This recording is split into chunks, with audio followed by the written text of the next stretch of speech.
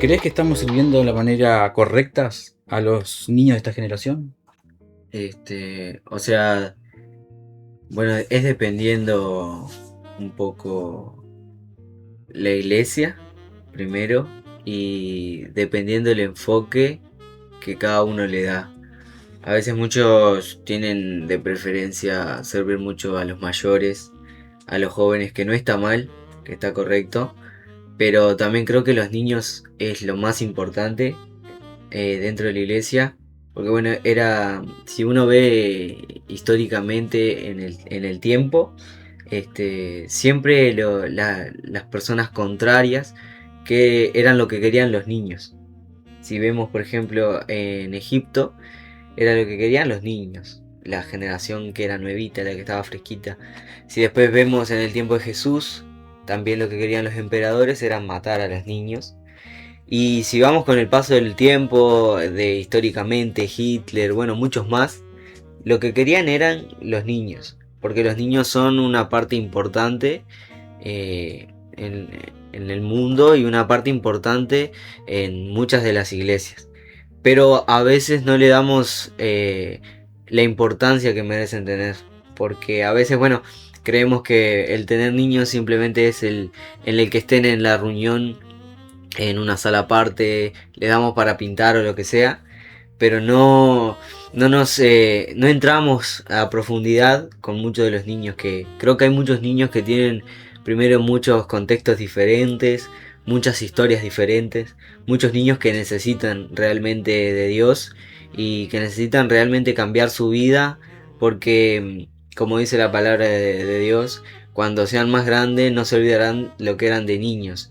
Entonces creo que es dependiendo de la iglesia también, pero creo que uno hoy en día, en la sociedad que uno está viviendo, tendría que cambiar mucho la mentalidad de enfocar mucho y invertir mucho en los niños, que son el futuro y que son la próxima generación. Pero creo que sería eso, dependiendo de la iglesia. Yo recuerdo, y algo, viste, cuando ves algo que te marca, ¿no? Me pasó que cuando estaba en la época de las cajitas de esperanza, ponían estadísticas y una de ellas decía que si un niño, no escucha el evangelio en su niñez, después nunca más lo va a escuchar en su adultez, en toda su vida, y hay muchas más posibilidades de que esa persona permanezca, de que conozca, y estadísticamente está comprobado de que yo creo que en ese momento era un 28 un 30% de los niños que habían sido alcanzados, y Sí. que si pones en comparación esa cifra con la gente mayor, se reduce a un, no sé, un 5%, una cosa así. Entonces hay que darle importancia, como si vos, mientras vos me decías eso, yo pensaba que no tomamos dimensión en lo que es trabajar con niños y no, como decías, solo darles una hojita para que escriban, que no molesten en la reunión, porque así lo sacan, sino tener un espacio, un ministerio, y es el futuro y el presente de la iglesia. 100%. Y creo que también habría que, o sea, por lo menos lo hablo en forma personal. En mi iglesia lo que hacíamos muchas veces era un culto especial solo para niños. Porque en el barrio donde nosotros trabajábamos era un barrio de zona roja. Entonces ahí llegaba de todo, llegaba gente de todo tipo, pero lo que más llegaban eran niños. Niños que venían descalzos, niños que venían a veces sin camiseta, que venían con hambre, pero hambre de verdad. Y lo que nosotros teníamos era un comedor. Entonces nosotros hacíamos la comida y mientras hacíamos la comida teníamos un culto especial con ellos. O sea, cantábamos así todo como si fuera una reunión de domingo, pero para niños. Y muchos de los niños tuvieron encuentros con Dios, tuvieron encuentros con el Espíritu Santo, encuentros donde realmente uno vio la vida cambiada de cada uno de esos niños y donde realmente uno se da cuenta que eso es la importancia, porque son el futuro, que muchas veces no dimensionamos el poder que muchos de los niños van a tener a futuro. Que muchos de ellos van a ser pastores, abogados, muchos de ellos van a ser personas profesionales, pero si uno los guía bien desde el principio, si uno pone una piedra en su camino, van a salir caminando y van a ir para cualquier lado. Pero si uno dirige bien sus pasos, uno hablando en el sentido de líder, uno hablando en el sentido del pastor, uno hablando en el sentido de iglesia en general, los guía de forma correcta y verdadera. Obviamente que a futuro van a ser grandes personas y personas que Dios va a usar demasiado, pero creo que también es eso. Y también es importante conocer el lugar donde estás trabajando, porque, bueno, puede ser que el lugar donde estés trabajando no vengan tantos niños, vengan jóvenes, vengan personas mayores o lo que sea, pero casi siempre no hay iglesia que no tenga niños. Toda iglesia, creo que desde la más pequeña hasta la más grande, siempre va a haber 10 niños, 5 niños, un niño, 2 niños, 3 niños, cualquiera, pero siempre va a haber niños. Creo que también es importante el ver eso para trabajar a futuro con los niños. ¿Qué diferencias encontraste cuando estuviste fuera del país y con la realidad acá en cuanto a el evangelismo, a las iglesias, a los ministerios? Y vos decís, bueno, mira, pude traer algo de lo que serví en Uruguay y lo usaste allá, y ahora que venís acá, lo que aprendiste allá lo traes acá. ¿Qué Ok. ves? Sí, cuando nosotros, bueno, yo siempre yo nací acá en Uruguay, yo soy de Trinidad, pero yo me fui desde muy chico, yo me fui a los 2 años a Ecuador, entonces siempre todo lo que viví fue en Ecuador.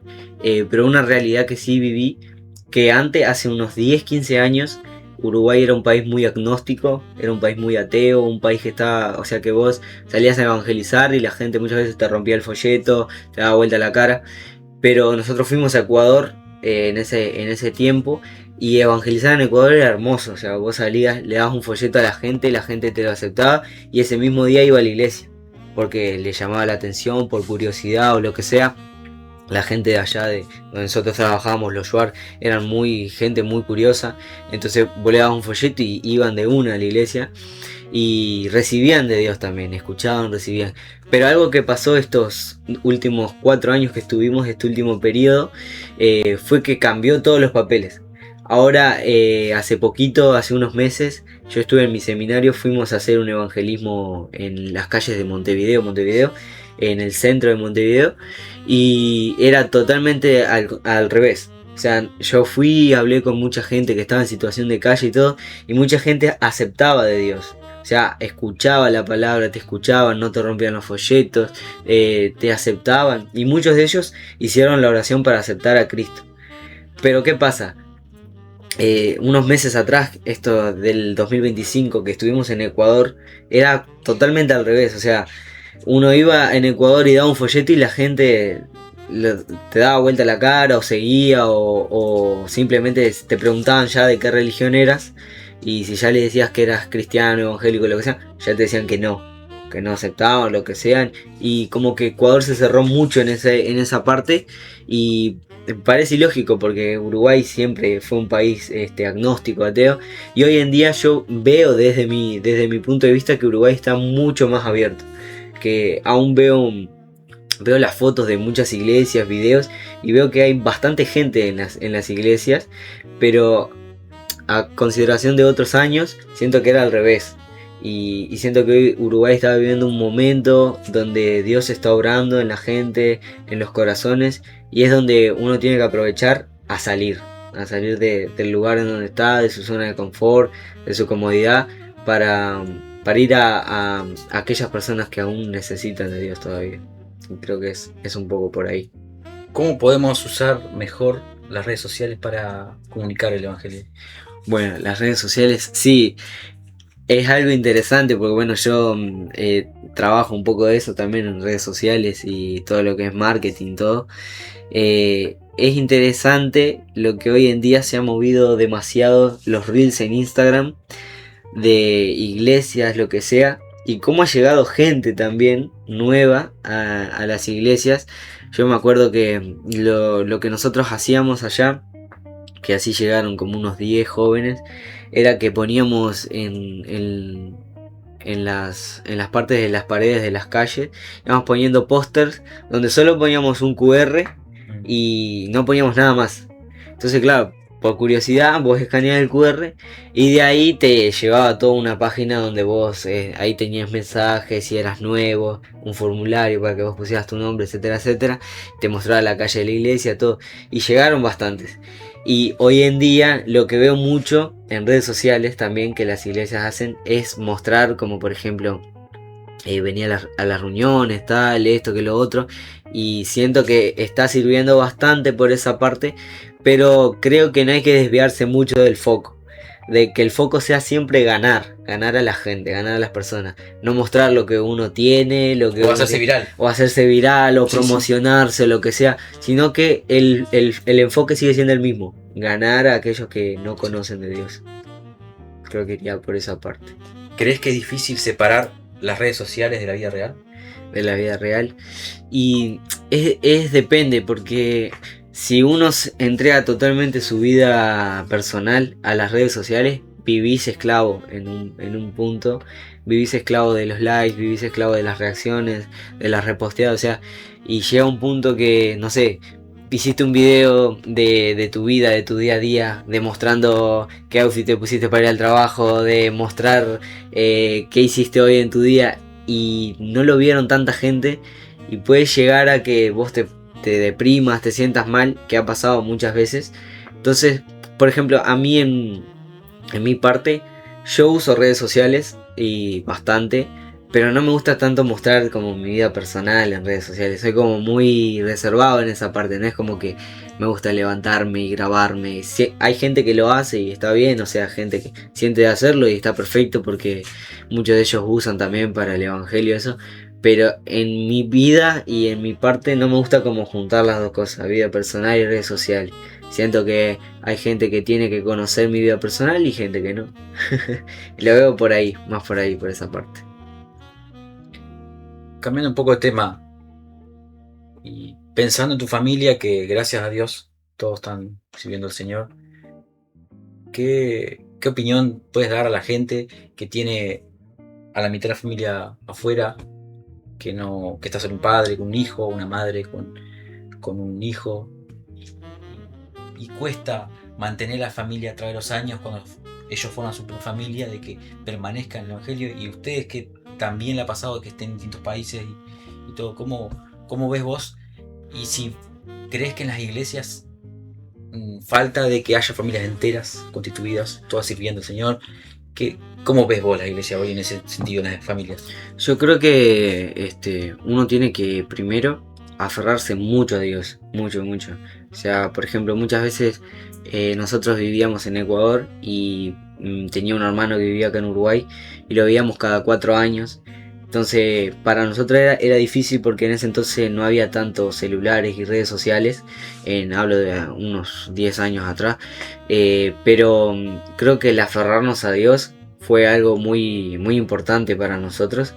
Porque tal vez no lo teníamos cerca, pero sentíamos que el amor de Dios ya llenaba mucho de los vacíos que tal vez faltaban de esa familia, que eran parte de hermano, que muchas veces faltaban esa parte en nosotros, pero se constituía con Dios. Dios llenaba cada uno de esos espacios y también me tocó trabajar con muchos adolescentes allá en Ecuador, que muchos de ellos no tenían padres, que sus padres se habían ido, se habían divorciado, etcétera, y siempre era el mismo foco, le dábamos el mismo foco, que ellos tenían que aferrarse a Dios y ver una paternidad en Dios, que Dios sea su padre y que ellos sean sus hijos, tanto para mujeres, para hombres, que ellos vean esa paternidad en Dios, que Dios sea su padre, que siempre estén de la mano de Dios, que siempre estén buscando a Dios, que Dios nunca los va a dejar huérfanos, siempre les va a dar esa paternidad. Y creo que si hoy en día hay en muchas iglesias que muchos no están con sus padres o con su mamá o con su papá, creo que la clave sería eso, que puedan aferrarse mucho a Dios y ver y encontrar una paternidad en Dios como un padre. Bueno, muchas gracias, Santi, por haber estado acá. Espero que te hayas sentido cómodo y que sea de bendición todo lo que hemos compartido. Y bueno, y que veo que estás haciendo algo también en las redes y que puedas crecer en eso. Estamos a la orden. Y bueno, que el Señor bendiga tu vida en todo lo que vos emprendas ahora, con tu familia, los que están en Montevideo, los que están afuera. Y te deseo lo mejor este año que empieza en el Señor. Bueno, muchas gracias también por haberme invitado al podcast. Más que palabras, ¿no? Sí. Casi digo sin palabras. No. No, más que El señor palabras. acá sin palabras. Más que palabras, así que bueno, muchas gracias y espero que les vaya mejor todavía y que puedan avanzar mucho más en esto. Bueno, muchas gracias. Así que bueno, nos vemos.